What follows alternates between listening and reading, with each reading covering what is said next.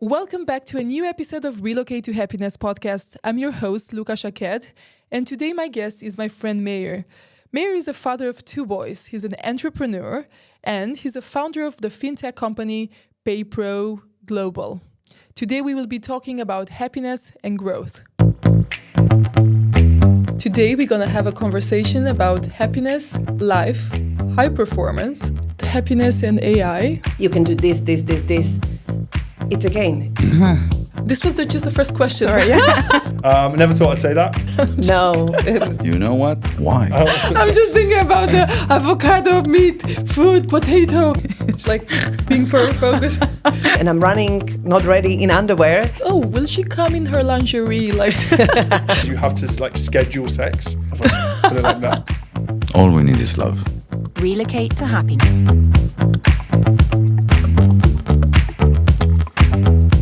Meir, welcome. Thank you so much for coming here today. Thank you for having me. You know, I was like a bit excited and a bit stressed before having you here today. And I thought about what to do, how to prepare myself better. And like every normal woman, I just went to the hair salon in the morning. And after that, I went to have my nails done. And then I had my makeup on, all this stuff. And now I feel prepared. I'm ready. I hope you're focused. I'm focused. You're focused? Yeah.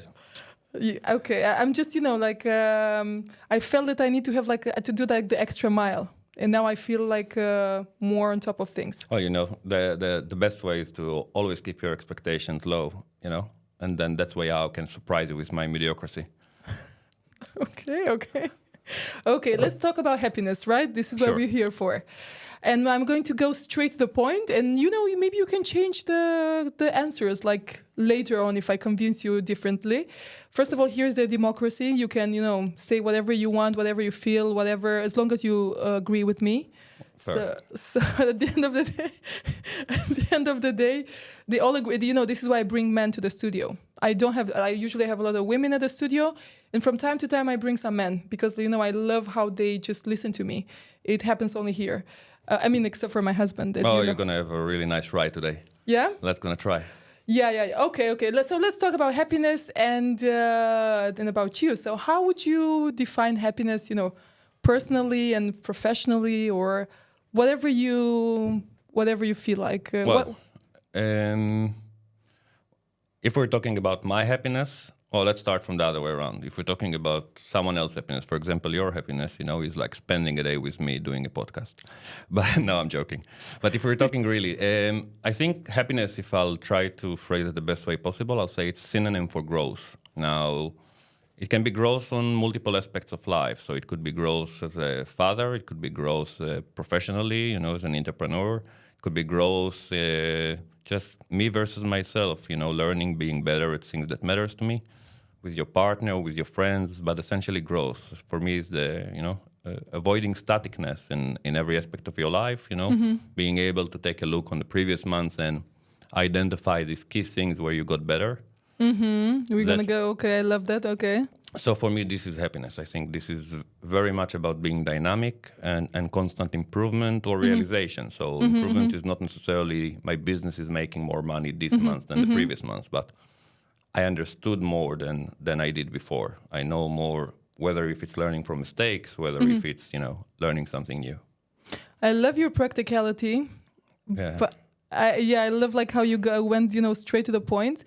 But I really like the idea of the not comparing your, growing. And, like how you said, personal development. So I think that for me, like my level of happiness actually grew or like keep growing when I stop comparing myself to the others. And when I understand that, if I'm better than myself and if I compare myself only to, to me, then I'll be happier. Well, I think it's first of all, yeah. I mean, no matter, I think, everywhere, even let's take the most extreme professional sport. There is always someone better than you at something. It's just a lost cause.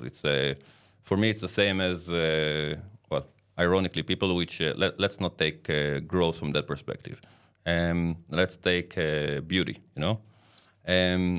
Fighting aging. It became a very popular thing today. So people, they try to fight age, you have plastic surgeries and whatnot.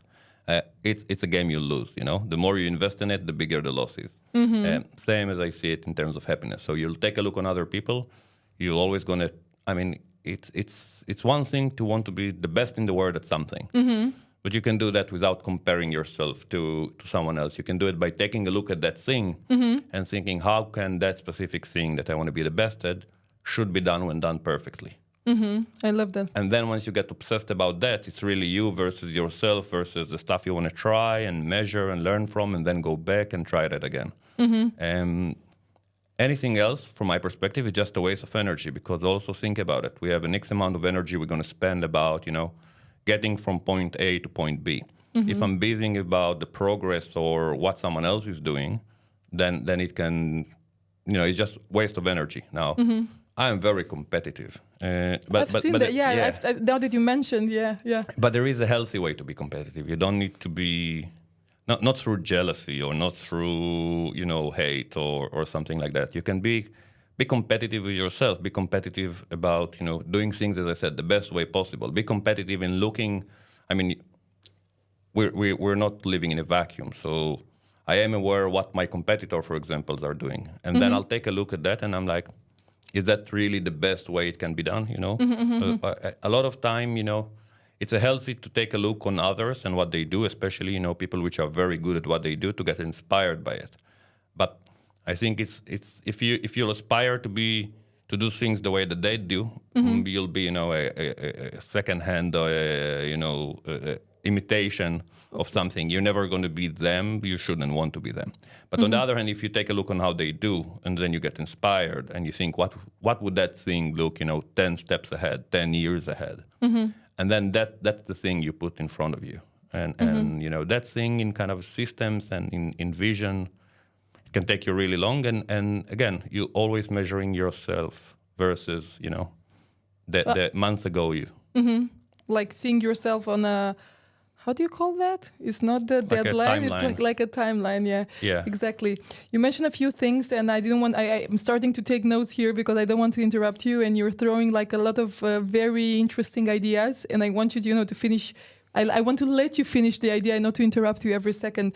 You mentioned one thing like this, like losing the energy, not losing, like the amount of energy that we spend on times. And I think you were like very, very focused, and I've really seen you. This is a loss of energy. Like no, like taking it out. I've seen it happening for you. Yeah. So it's pragmatism, Yeah. It's like this doesn't serve me out.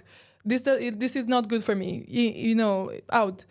Very, very easy. Like it looks very easy, but I think you need a lot of practice.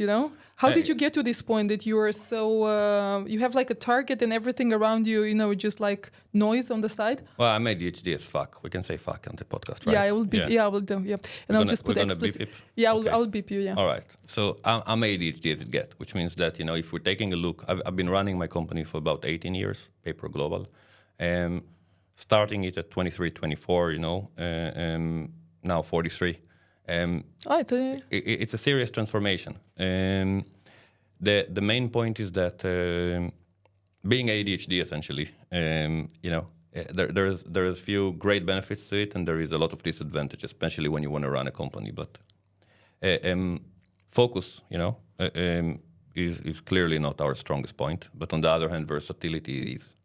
We're very comfortable with jumping from one thing to another, and first as an individual and later on as a company. So if we'll get there, you'll see that all the systems that I do are based on, what are the strongest point for us, what is, what decisions, what things are sustainable to achieve what we do. And then essentially based everything on that.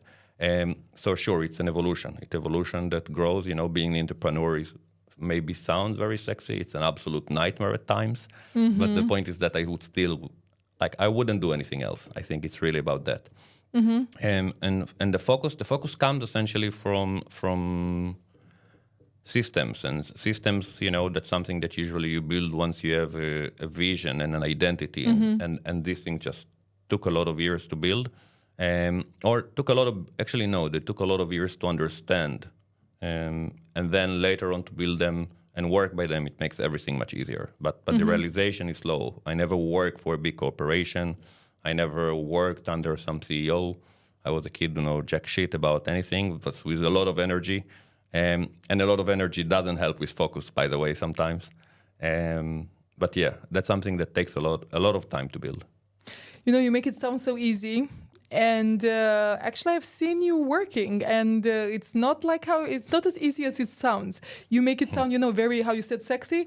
I've seen you working for hours and hours. I think you're a self-proclaimed workaholic, and I said that you're other people also call you workaholics, and I know that you're running your business. We're gonna get there, to this part, but before that, you mentioned a few things, and again, I wanna ask you. I don't want to lose, the small things. So running an international team, you're running a business, and I've seen you, with team all over Asia and Europe, and I don't know, all the countries that you're in the Middle East, and anyway, you guys are everywhere. So how do you do it, and how do you keep this?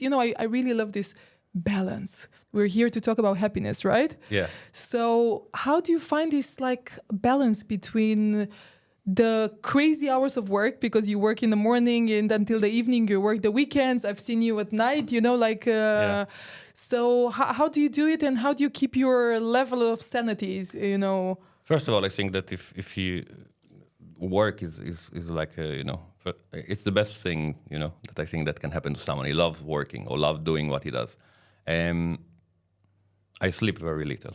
I'm hyperactive, clearly. You're not supposed to say that on a happiness on a podcast about happiness. No. I sleep as much as I need, which is very little. You think this is what you need, but you should definitely... I won't be able to go to sleep, for example, if I have an unanswered question in my head or something, because I get super excited and obsessive about it. So for me, it's the idea is that if you could provide me tomorrow a credit card, which never ends, and I can use it for whatever I want and live with it freely, I'd still want to do the same thing, because I still have these things that I'm now learning or doing or improving, and I want to do it. Now, about balance, I think focus and balance are very much connected. So let's imagine, an average Joe working 9 to 5, arriving 5 p.m. home, 4 p.m. home. He has 5 evenings during the week, Monday to Friday with his kids, and then he have, full weekends. Versus me, for example, Did you have no weekends and no time with the kids? I do have some time with the kids, but the funny thing is that, I can easily tell my kids, all right, today, I'm going to be I'm going to be a bit busy, but we promised that, okay, we're going to do some electronics together with my older son. So tomorrow between 7 p.m. to 8:30, we would work on it, which is sounds very cold.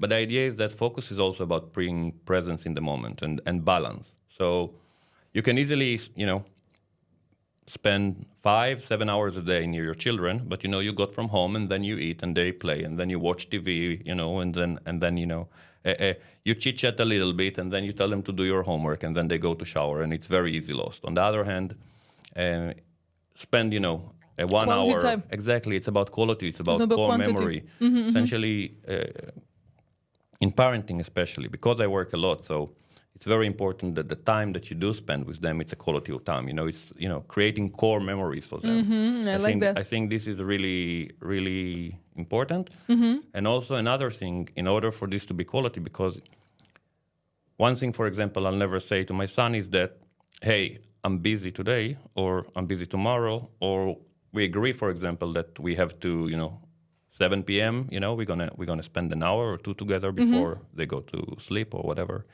I'll never tell him I cannot do it today because I'm busy. I'm really busy with work or something like that, because there might be a situation when I'll have to cancel or, Yeah. So what do you tell them? I'll explain them why. I'll explain them, listen, I have that thing in my business and this thing. And So you involve them in the... I get them involved. I create a very clear distinction between importance and urgency. So, for example, I like that. Whatever I have to do, it might be important. It's never more important than the time I have to spend with them. But it might be more urgent, because the implication of not doing that now would be, 1, 2, 3, which could be, devastating potentially, versus moving it, next day, try to provide some compensation on top, which is also for me. Bribing? Are you bribing the kids? Not in that case, but sure, I am all about bribing people. No, I'm joking. I knew that you'll say something to ruin this beautiful moment when you were talking about the kids and everything. But no, go ahead. Sorry. Yeah. No, the idea is that kids are not stupid, explain them, give them the benefit of the doubt. I think Albert Einstein said, if you can explain it to a 6 years old, you don't know it yourself. And that's pretty much that. So I'm not going to get, all right, guys, let's log into the servers and take a look now that we must, change an environment and this is the code. No. We have an infrastructure which the business run on, and there is some problem, and we need to put something new. And my tech team would do it, and I have to be online with them because it's important. That as a leader, you'll always spend the time with your people, even if you're not doing that thing. So you're not asking from them anything that you won't demand from yourself, and you teach them a lot of life lessons and perspective about it, and you mainly being honest with them. And there is no scenario at the end that they don't understand it. I mean, because once they understand that, and if they don't, then they understand that the business essentially is, what pays for what we do, and more or less, and enabling. I hope that one day our kids will understand that. Well, to a certain extent, they are more spoiled and in a highly distracted environment. But the idea is that explain them like adult. It's not about them understanding it fully. Yeah, it's about planting the seeds today. As they grow up, they will be able to connect the dots. Yeah, and I think also creating such a strong relationship that they know, okay, I can have daddy today, but I know that if he promised something, he will see me tomorrow. We will go out tomorrow. True. Or we will go out in the True. weekend.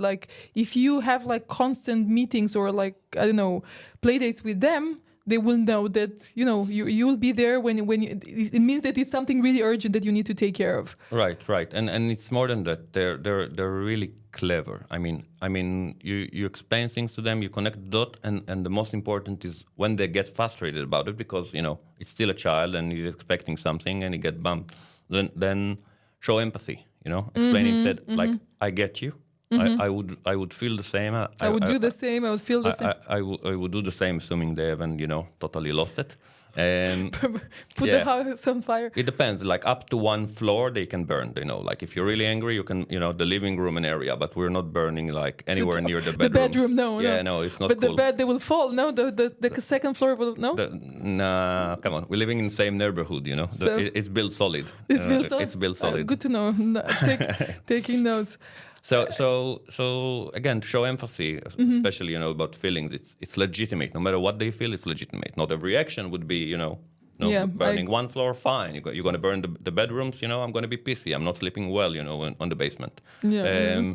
So it's really about that. And sure, it's easier now. They're 9 and 12 soon. It's much easier than it was when they were 3 and 6. Yeah. You tell me about it. Yeah, but the good thing is that at that age you can still lock them in the bathroom and they won't tell the school teacher. So no, I'm joking.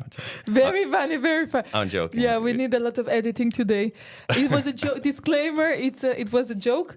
Yeah, we only lock them in the car. We would never lock them in the bathroom. This is not. This is that is not funny.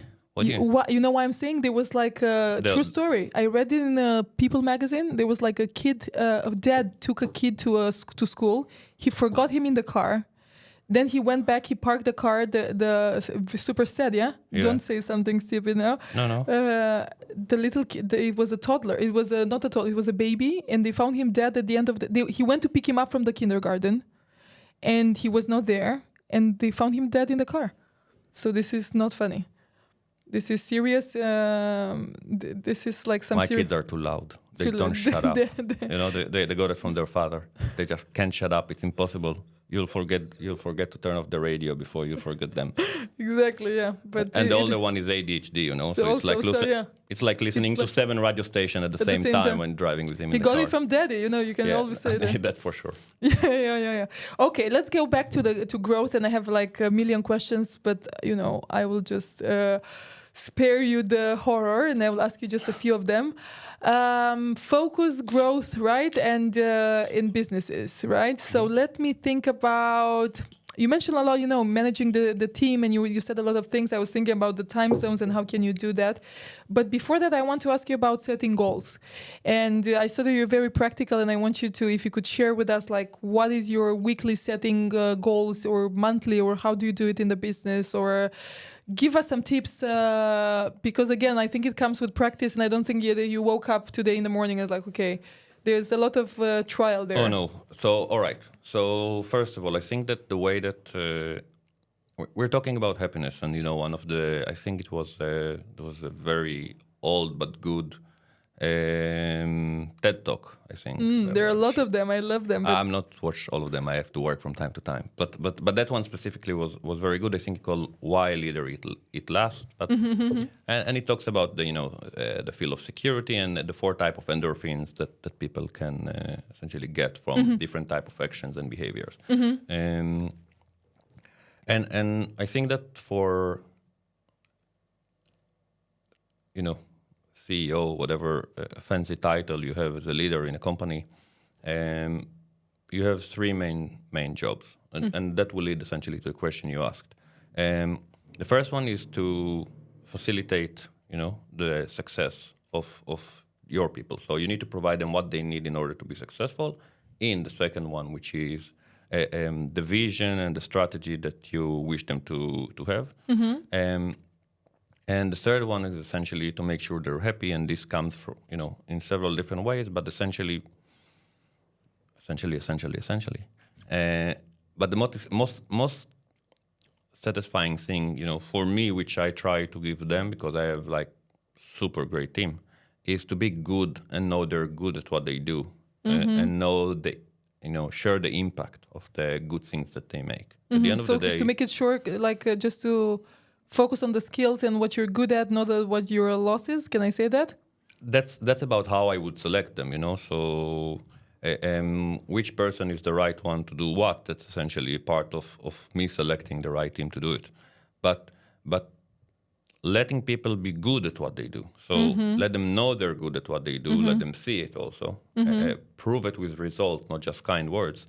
I think that's the way. How for do you people prove it to with be. results? Sorry. It's very, very easy. For example, if I don't know, the marketing team worked on,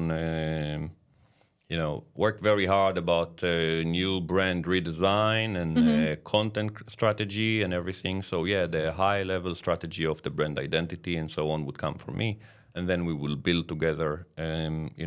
What is that new thing? How are we going to launch it? How are we going to do? And then it's very easy, how much more traffic it gets, how much, other metrics of, how on a piece of content, I make sure the writer know, what is the average scroll on the page, on the article, how much people read it. It helped them get better also. How much that led to new leads, which turned into new clients, which turned into revenue to the company. And it's attributed for that person's skill, for the work that he did, the impact that he did, and they only get better by it. And they feel amazing. I mean, it's motivating people more than anything. You don't need to give, a lot of fancy talks. You don't need to. I'm pragmatic, It's just like, good job, you did it, and so on. And so I wanted to ask you actually, how do you communicate that, especially with your pragmatic style? Well, I'm also very honest about things. At the end of the day, I might have one strategy or another, which, I thought about and so on. But they're doing all the work. So that success of, But they're doing the work for the company. So it's like, what do you do for them? They're doing the work for the company. I need to help them to get whatever they need to do the work. One of the things I like the most, probably that's the ADHD part, is to, from time to time, spend time with, different people in the company, actually doing the work with them. And there it's more about guidance and focus, because I'm not going to write better than my writer, not in 100 years. But for example... But you can write better than ChatGPT? Not in 1,000 years. No, not me. None of my skills. I'm taking you out of focus here. That's a very complicated thing to do. Remember the question?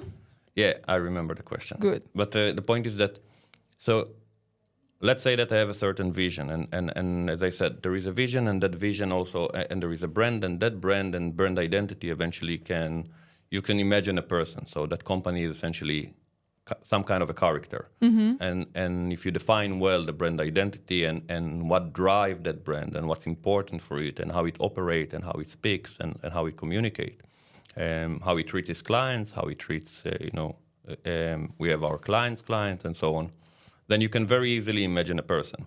And then a lot of times when people work on tasks that even if you're not the person, to do it better than them, they have some question about execution. And this is kind of the reinforcement of the strategy. You tell them, this is the brand, this is the company, it's him, it's that guy, that girl, doesn't matter, that person we created. What would he do? And it's always very easy. Because if you define it well, it's always very easy to understand how would that person speak, or what will he do, or how he will, how he will aspire to exceed expectations, and it both helps them, first of all, to be able to answer questions without asking me in the future, but it also creates consistency because the guy who makes the videos, he work by that person, how he would do, and then the guy who write the content, and the guy who communicate with clients, and the guy who provides support on the phone, and they're all talking as if the way that person, that brand would speak. And it creates unification, it creates something that is also very honest as a brand, because this kind of a brand identity is not something that we build out of what is the best brand identity. The word is like who we are as a company, a culture, even though I don't like this word because I don't think there is a best culture. I think just need to have one. It's kind of having people aligned. You start to, the brand become very honest about who it is. And it's trying to be the best at what it is. So for us, for example, it's flexibility of the technology and the service we provide. So it's about what's the best service that can be provided, Now we're already at the point, for example, we talked about competitors earlier, which we're much better than them in the service part, I have competitors which could be better in marketing, PR, and stuff like that. But that's not us, that's who we are. Now when we're the best, we're still really far from where we want to be because we try to think, what is the best? Not about being the best. It's like, what is the best? Where we should be. What is the best for you, actually? I think for your company, I mean. I think what is the best for that character, for that company, If that person, which is kind of a topic, as a brand, we're talking, for example, about exceeding expectations. Exceeding expectations, essentially, when you ask for me for X, I provide you X plus 2.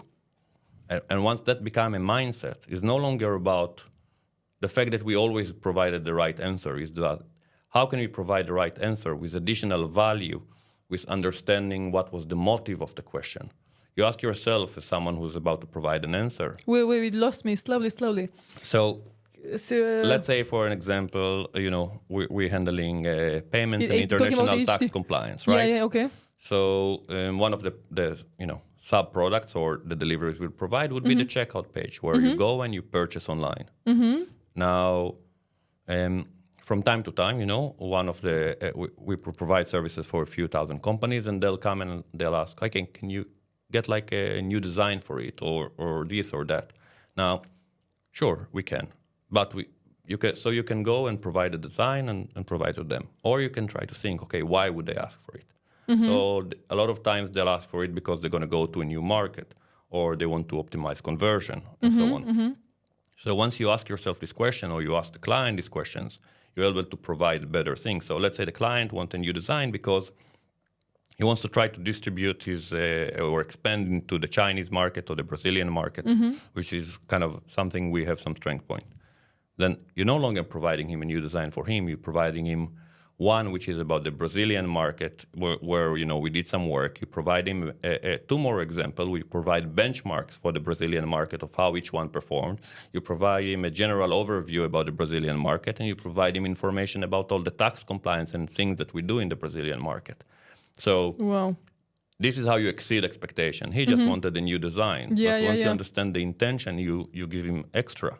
And that's the person, that's the brand. Does it happen 100% of the time? No. Can it happen 100% of the time? Also no. There are scenarios where it just makes no sense. But as long as you have that character in your head when you work on anything, then you're able to go ahead and exceed expectations. And generally the philosophy is that we'll be kind, we'll share, we'll provide everything needed, and we'll give extra, whether if you're our client or not our client. We'll provide you everything for free.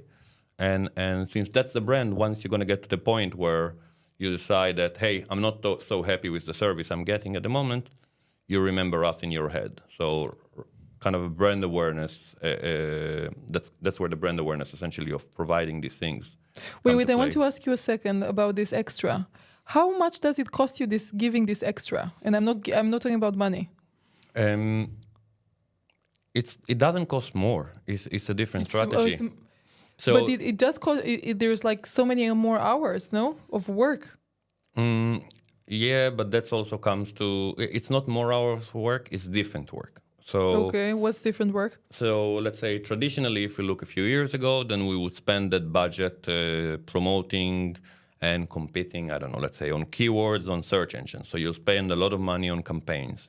Now you can spend half of that and rather chasing people and tell them, how about you jump on a sales call, or how about you give a try to our system, which is something of course we're interested in. And you take this budget, you can produce tons of content and tons of value, and then you just offering it for free. Now when you offer things for free, it doesn't cost a lot, because a lot of people want, especially if you create valuable thing, if you're not wasting time. Yeah, but how much does it cost for your team? I meant giving the extra mile all the time. You know what I'm saying? It costs. It's different because it comes instead of activities. So sure, doing these extra things is a big increase. But the point is that you have a sales team and you have a marketing team and you have a service team. If you made a decision that you want to provide the best service in the world and you want to be the best at it, first of all, it came from a very good starting point, because before we decided that, we evaluated really what people really love about us, what we're really good at. So delta was not that big, but definitely, yeah, there is an increase. So it's increasing the team and increasing the training and building some playbooks to make sure that everything is aligned and you people, can get adjusted. It's an ongoing process. We've done a lot. We're still nowhere where we want to be. I don't think we're ever going to get there. But the point is that it also makes people super proud. Because this behavior also provides tons of super positive feedback from clients. And when someone, work a bit harder, but every day virtually getting some compliment about, how great he is and how well he did from third party, client that could have been a bit unhappy from some other response he got from his previous provider, and suddenly, it's not a grumpy person. It's just you understand, it's a person who never got the best service on the planet, and I'm providing it. I thought about it. No one told me prepare that document. I thought how that company character would behave, and it's very satisfying. So people became more happy, more productive, and it really grows the business also. I mean, I think it's the biggest turn in terms of business growth we ever had. That's fascinating. Super cool. If you're pretending you're doing a good job. No. Seriously, it's really, really cool. Like understanding it, like where it comes. But again, I also think that it comes like with some prices, and I'm not talking about money. It comes like with the how to get to the point. But I want to move forward with the questions. But I think it comes like with when you're striving for the excellence all the time, and when you always want to give that extra. As long as you're being appreciated, at least, and as long as you know that you've done like an amazing job, and you're like, you know what, he can leave tomorrow, but I know that I've done a great job myself, and I don't care if he goes or not, because if not, I will just it's his loss, not my loss. You're smiling. Yeah, because they don't leave. Genuinely, they don't leave. Ooh, okay. Clients won't leave you. For no reason. For no reason. For people understand that things can go wrong. We're in tech. There can be a bug. There can be a thing. But I always tell the team also, look at it as a relationship between us and a client is kind of like a credit score. And if we provided a bad answer, or we didn't take the time to read to see what the person need, we lost a little bit of credit.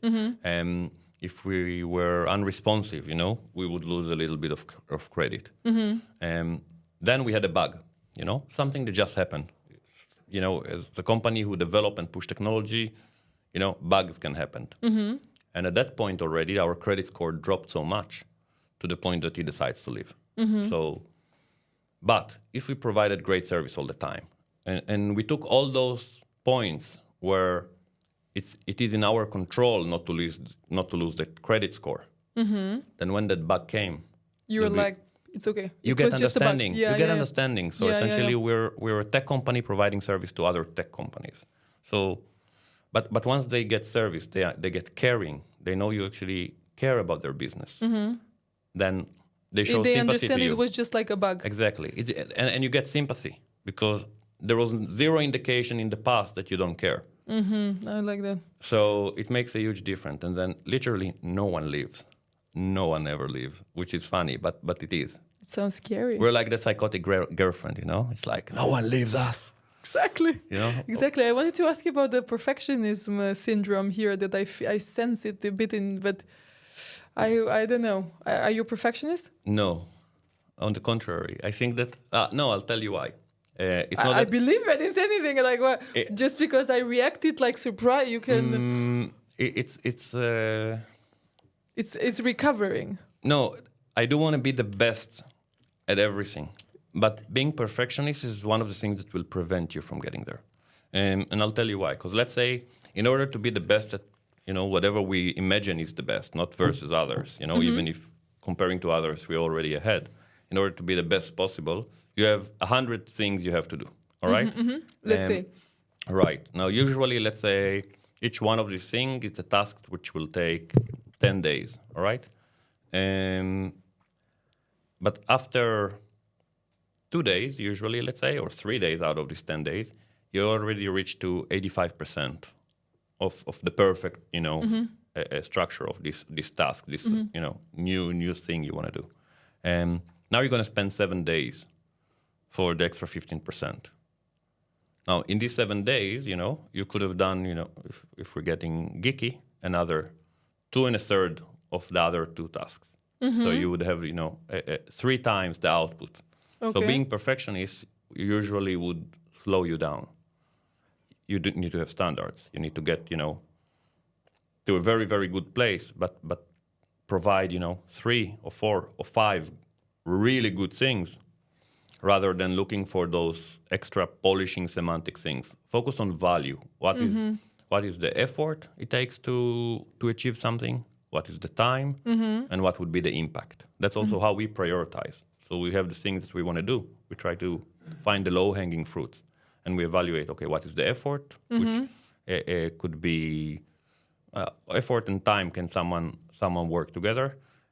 But effort for us is also kind of a long-term thing. So, for example, a low effort would be something we invest a day doing and then it's ready. A high effort can be something we spend an hour, but then every week we need to spend another hour to maintain it. So this is kind of accumulating depth of effort. So we would avoid these ones. Which remind me about your weekly goals. My question that you didn't answer me. I'm already in a different planet. You're on different planet. So my original question was, what are your weekly goals? Like, how do you set goals for yourself? Like weekly, monthly, yearly, for yourself and for the company? I don't know. It goes together. So their goals is my goals, but the main thing is splitting them. So we have a vision and we have the long-term goals, and they dictate long-term projects. So you're saying that like your personal goals are the same with the company's goals in life? In work, but the methodology... No, not in work. I'm talking about like Meir now. I'm not talking about the company. The goal is never ends. It's always to be better. The goal is always versus the previous month. And that's not perfectionism. No, it's about being better than previous months. It could be everywhere, But it also always includes the same. So there is the long-term goal. I want to be the brother from another mother of the Dalai Lama. I don't, but theoretically, yeah, that's where it is.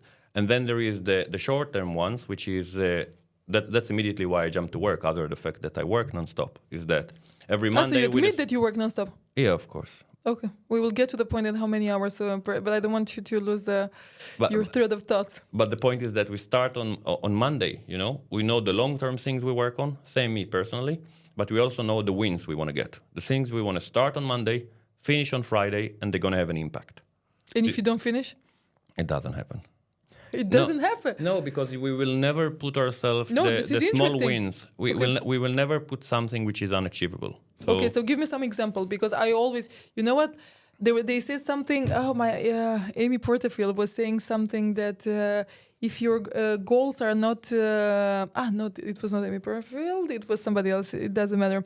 So they said there's no such a thing as too big goals. We have to like make our mind larger, and this is like when your dreams will fit in. So our goals. Meaning it means that we don't have like big enough dreams or big enough goals. If I like your your reaction, like I'm afraid now that I will get some. No, let's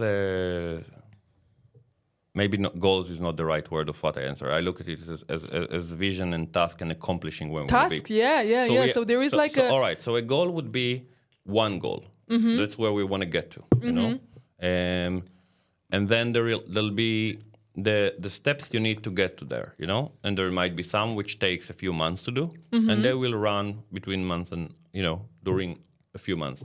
But you should never have just this thing that you're gonna need 6 months to do.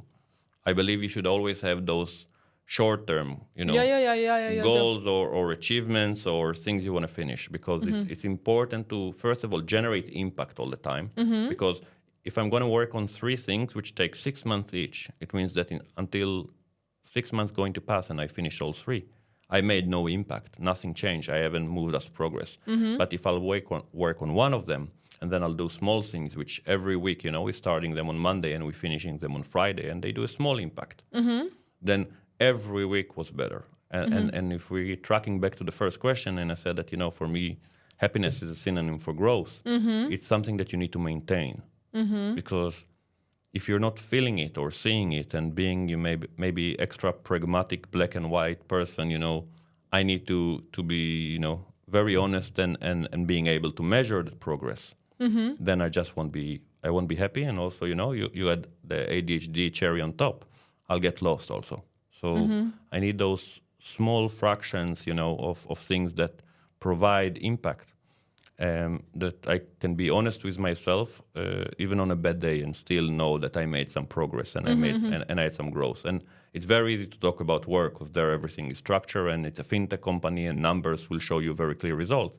But it's the same as in the person. So actually, I wanted to go with you were talking, and I was thinking about, okay, this is the company, but I want to, like, Meir wakes up in the morning on Monday morning, and I want to look like, how would you see the self-growth? Because is it like the happiness, like the success at work, is it the same with your personal happiness? Like, what's the, it's a tension. Like, when you wake up in the morning and on Monday, when you write that goals / tasks, those / dreams or whatever you want to achieve that week, right? What do you do? Like, how do you plan your, like, I want you to, I've seen you working, and I know that you're very efficient, and I know that you've got shit done. How does, Monday morning, first of all, I'm not, and every other day, I'm not a morning person. It's okay. So nobody's perfect. So I'm not going to have calls ideally before 11 a.m. I'm going to spend the time to kind of regroup, have my, 2-3 cup of coffees, and make sure that I'm well landed on earth. I'm so how many coffees do you drink until the end of the day? Probably not good number. Not a good number, huh? Yeah, probably. I don't know. So let's say 7 to 14 depends on how many nights passed through that day where I didn't sleep. No, now not as much, but yeah, I drink a lot of coffee. This is not what I want to hear. But yeah. But actually, this is what I want to hear. This is It's, if it makes you happy, like, who am I to contradict you? No, I have a special coffee. My coffee I identify as a milk, so it's fine. I can drink. No, you're not supposed to say it on podcast. Back to the question. I'm the ADHD guy. I'm. Yeah. I warned you before. I told you. You wake up on Monday afternoon. All right. So Monday, no, I wake up in the morning. I just don't do calls until afternoon or until 11. But all right. So again, on the personal is more the weekend. So let's say. Usually I would know what I want to do on the weekend, the time I want to spend with my kids and so on. So already, Sunday evening, I'd be kind of reflecting, usually with joy, It's not like all mechanics and tasks, I'll be reflecting on time I spent and How many times, it was fun. How many times I held myself and didn't kill my own children when they're having a bad weekend. But and you also get a lot of support at home. It's also very important to have like a supportive wife. It's not a supportive wife. I'm a well trained man. No, I'm not a well trained, well contained. Let's say no. It's not about. It's not a support at home. First of all, I work from home, as you know. When I'm not traveling for business, I work much from home. Okay, so you have a very supportive wife. A partner. A partner. And it's not a partner in terms of a nicer word for wife or married or not married. Partner is because it's a partner. In everything. In everything, including in the business, even though she is not involved in the business at all. And it's not to say pretty things, as you know me well enough. I'm usually saying all the wrong things, and you're doing pretty well today. Yeah. I was. I don't want to spend a lot of time on editing. It's not about the pretty things. It's the fact that I work a lot. I've seen, yeah. Yeah, and I used to work even more. So it doesn't matter if it would have been 15 or 17 hours a day. It's a partner because, for me, I have a business partner, and I have Dorit, which is my partner in life, and I'm pragmatic. And I can tell you for certain, I wouldn't be able to build what I've built, without her kind of covering me up on the other things. Mm-hmm. Just like I wouldn't be where I am if I didn't have such a great CTO who can build the systems or a VP product and CSM which handle the clients. So it's like let me tell you, like, tell us, is the secret is like just to get the right people helping you and supporting you do the right things? It's having the right people at work. It's having the right people in the right seats. There is one of my favorite books is probably Good to Great, and it talks there about two things: having the right people in the right seats of the bus, which means the right people doing what they are good and should be doing. Mm-hmm. But that's at work. In life, I think that's probably finding who you're gonna build a family with, and take. That's probably the single most important decision we have in life. Mm-hmm. Nothing else would work if that one didn't get. No, not business, not social, not, just how you feel with yourself. Everything just get far easier. And mm-hmm. I got lucky. She got so unlucky. I mean, she has me. But I got really lucky. I know her, and I think that she also finds herself very lucky. She has good sense of humor, and she has a high tolerance for idiots. But other than that, like at home, I'm one of the most useless creatures. I'm the like you'll go to a nice hotel for a week with your children, and then there is the great chef who command the kitchen and get the good food, and there is the housekeeping who great get the rooms, everything, and the management that makes all the operations. Exactly. Yeah? I'm the dude in the pool who sings to the children, during lunchtime for 2 hours, you're just making people laugh, and then so that's me at home. I find it very important, that guy at the pool, Yeah, outside of the pool. Outside of the pool. Yeah, and, like I can swim, but not fancy, nothing fancy. Okay. But Monday I'm afternoon. I'm still waiting for the Monday afternoon. So yeah, schedule. so that's why I said. So if we're talking business-wise, then it's Monday, and that's essentially what are the short-term wins we want to get for this week, and what is the long-term things that we still want to make progress with, because the vision is very important. Mm-hmm. And then if we're talking at home, is essentially, I have criticism. I think I'm much better in business than I am, as a father. I think I'm getting better. I think COVID was the best thing ever happened to me. Before I would fly 40, 50 times a year. Then I got locked at home, and I took kind of a break from work also for a few months. And I'm like, all right, those kids are not that bad, Actually, it was very hard on my older son, COVID, because he's a very social kid, and then he couldn't meet his friends, and I kind of Come on, buddy, we're gonna hang out together. Yeah, more like making sure he doesn't get depressed. And it went well until he was snitching on me to his mom that I took him at 2 a.m. and teach him how to ride a heavy motorcycle, but other that, when he, until the fact I understood he's a snitch, we had a pretty good relationship, but mainly I learned to be a father. It's a muscle, when you work a lot and then you fly and you come back for a few days and you fly again for a week or two. I think that I'm sorry to disappoint you. I think that no, I'm sorry to disappoint you, but I don't think that no mom and no dad, they're born mothers or fathers. They have to learn how to do it. And also it depends on the kids. I think that this is, it's the only way, like you cannot ride the bike without riding the bike. Is there any saying or something like that? You cannot ride the bike without riding the bike. And you cannot drink the water without the water. And you cannot say can't without a microphone and a podcast. That's fantastic. I'm going to tattoo that, just near my airplane mode tattoo here, You're getting too comfortable. I told you that here is like, it's this is chairs. not... The chairs are fantastic, and it has that swingy thing, for ADHD. Yeah. Ouch. I told you it's a pretend democracy. It's like everybody does hear what I say. Listen, I have a few questions. We're going to wrap up. So I have like a few questions before we wrap up. The books, you mentioned some books that... Yeah, you cannot have the books without having the books. No, I'm joking. All right, books. 3 books. For me, they're game changers. But let's say, as an entrepreneur, good to great, It's literally the 3 core things that made me to really turn the business. So the business exists for 18 years, did all right, got to some point. That made the leap of like 6 times in size in a very short period, but just based on this mindset.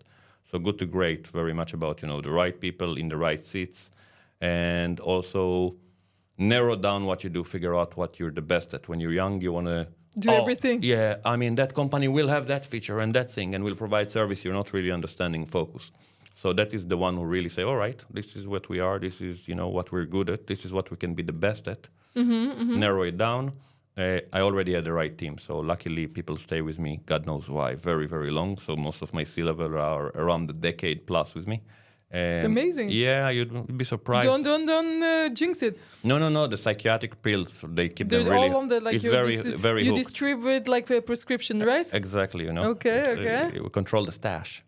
And then there is second one would be probably, I think it's called Building a Brand Story or. Donald Miller. Donald Miller, Really? Exactly. So that one really helped to understand how much it's needed, and so it has the SB7 framework there, which is essentially there is the hero, you have I the know problem. I know it all. Probably it's the first thing to help me start organizing things. So Good to Great, I read it long ago when it went out, and I kind have it of on went over my it list, again. Amazing book. Okay. And the third one is Traction, which Traction is another book. But it focuses more about the operation, about scorecards, about what things you monitor, what things you do, accountability, playbooks is part of it. Okay. I think these 3 things really are the best because one handle, you don't have who to are the convince me people I'm and what like they'll a do. bookworm, like I'll just write everything. And I mean the how to build a story, a brand story I knew. The first one was recommended, I think it's on all the list of the book of the like business books every and not only. For good reason. And the last one I don't know is Traction, yeah. Traction, okay. It's a bit older one, but it's the most practical one. It's a book where you'll read every chapter 3 times if you really want to get the best of it. That's how smart it is. That's how it has a lot of nuances that can be very missed. And I like the deep first learning. time you'll read it, second time you'll read it and you think about it more, and third time you just sit with a notebook and you just write down stuff. I mean, and once you execute it, the impact is like tremendously. Really, it's amazing. It's really. I'm getting all excited. Yeah. It's a lot. It's for me again. I think. If you're an ADHD entrepreneur, read these 3 books. Wait, keep on this one. One advice for entrepreneurs that you like to give them for growth, for success? If it's possible for you not to do it, then don't do it. If it's not possible for you not to be an entrepreneur, then it means you should be one. And while it's difficult and stressing at times, the big thing is that it should be fun. It shouldn't feel like work. It's a lot of hours. If you don't have this excitement, if you don't get obsessed, if you don't get competitive, if it's not, you get like the happy moments, essentially, you're either doing it wrong or you're doing the wrong thing. Stay entrepreneur, do something else. I love it. It's a struggle even when it's fun. But even if it's not fun don't do it. It shouldn't be. No, yeah, it's just, I think it gets you suicidal or something.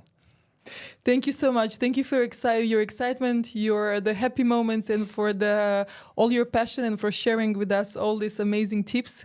I feel that it was just like in 5 minutes, and I have it went fast. It went super fast. So I officially invite you to another one. if you want in December. And thank you.